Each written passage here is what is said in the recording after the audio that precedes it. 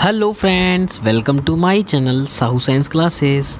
आज की वीडियो में हम क्लास 12 फिजिक्स का मोस्ट इंपॉर्टेंट टॉपिक करने वाले हैं, जो कि आपके यूपी बोर्ड एग्जाम में पक्का को देखने को मिलेगा, है ना। मतलब ये आना है ना, और ये पूरा लॉन्ग में आना है। मुक्त इलेक्ट्रॉन के अनुगमन वेग के आधार पर ओम के नियम का सत्यापन, ये पूरा लॉन्ग में आता है। आपके अगर हाफ ईयरली आने वाले हैं तो उसमें भी आने के चांसेस हैं, तो इसको जरूर करके जाइएगा, ठीक है। तो आइए समझते हैं। सबसे पहले ये क्या है, हमारा एक चालक तार है।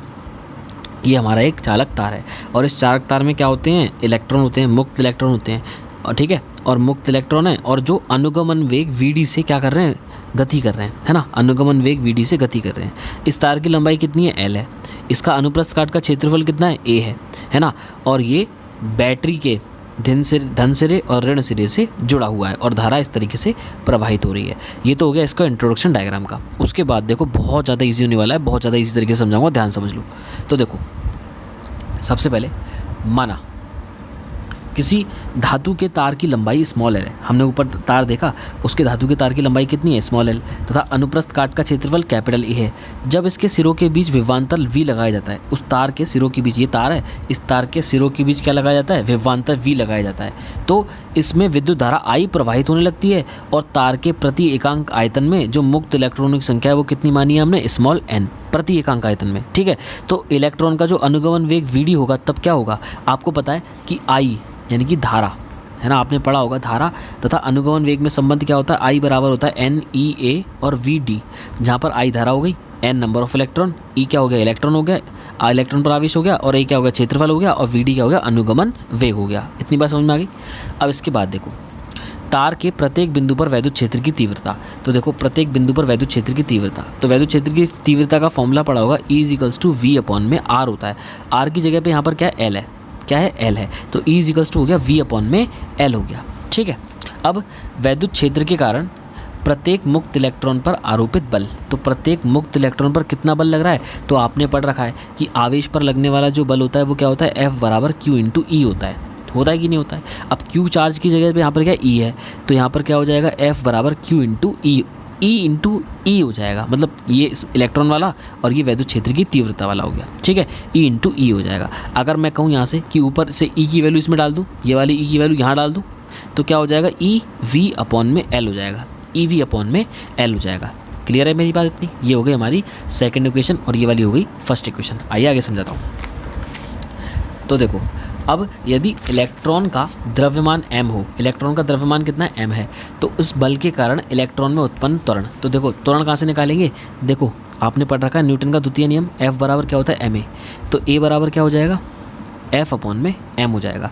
क्या हो जाएगा, A बराबर F अपॉन में m। F की वैल्यू कितनी है, EV अपॉन L, तो यहाँ पर F की वैल्यू रख दो, तो EV अपॉन में L और m हो जाएगा। ये किसकी वैल्यू हो गई, A की वैल्यू हो गई। इसको मान लो थर्ड इक्वेशन, क्या मान ली इसको हमने, थर्ड इक्वेशन मान ली, A = EV अपॉन में LM। क्लियर है मेरी बात। अब आइए थोड़ा सा थ्योरी को समझते हैं।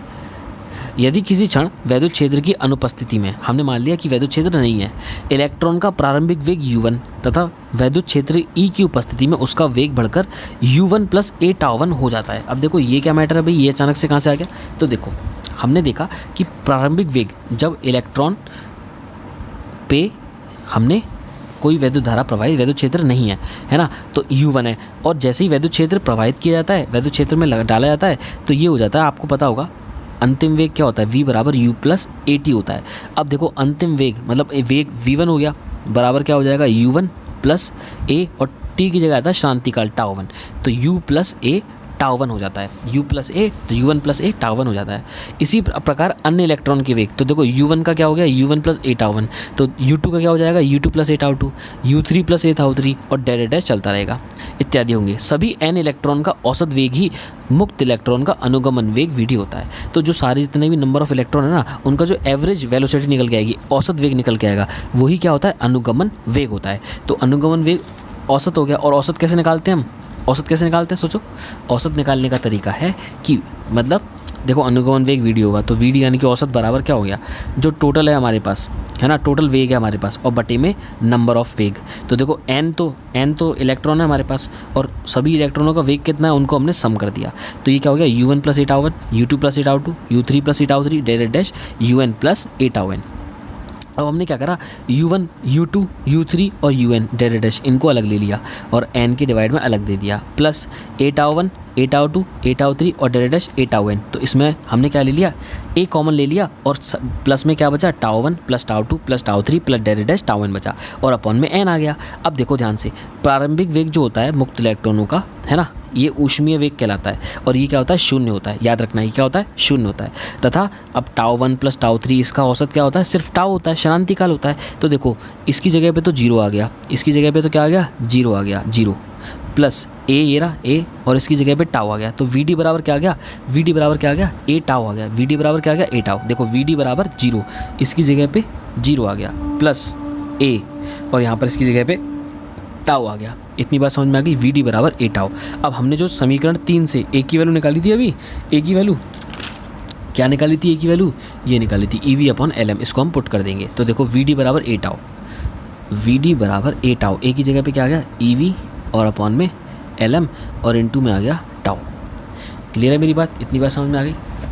तो ये क्या हो गया, विभवांतर तथा अनुगमन वेग के बीच में संबंध हो गया।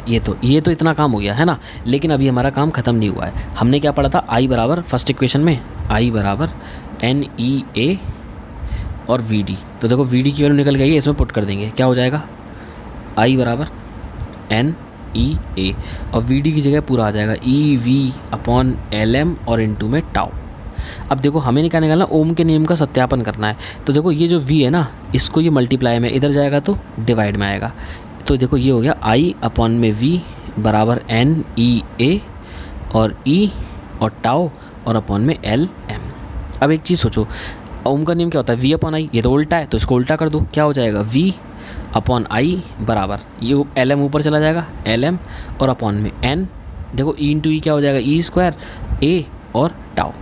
अब एक चीज़ सोचो, ये v अपॉन आई बराबर निकल के आ गया और ये क्या होता है, ये सारी चीज़ें इसमें क्या नियत है, लंबाई नियत है, द्रव्यमान नियत है, नंबर ऑफ इलेक्ट्रॉन नियत है, इलेक्ट्रॉन पे चार्ज नियत है, उसका जो हमारा क्षेत्रफल है वो नियत है और टाउ नियत है। ठीक है, तो ये सब क्या होगा, नियतांक। और v अपॉन आई बराबर कांस्टेंट, ये क्या होता है, ओम का नियम होता है, जहाँ पर ये क्या होगा, ये आर के बराबर हो जाएगा, जिसे हम प्रतिरोध कहते थे।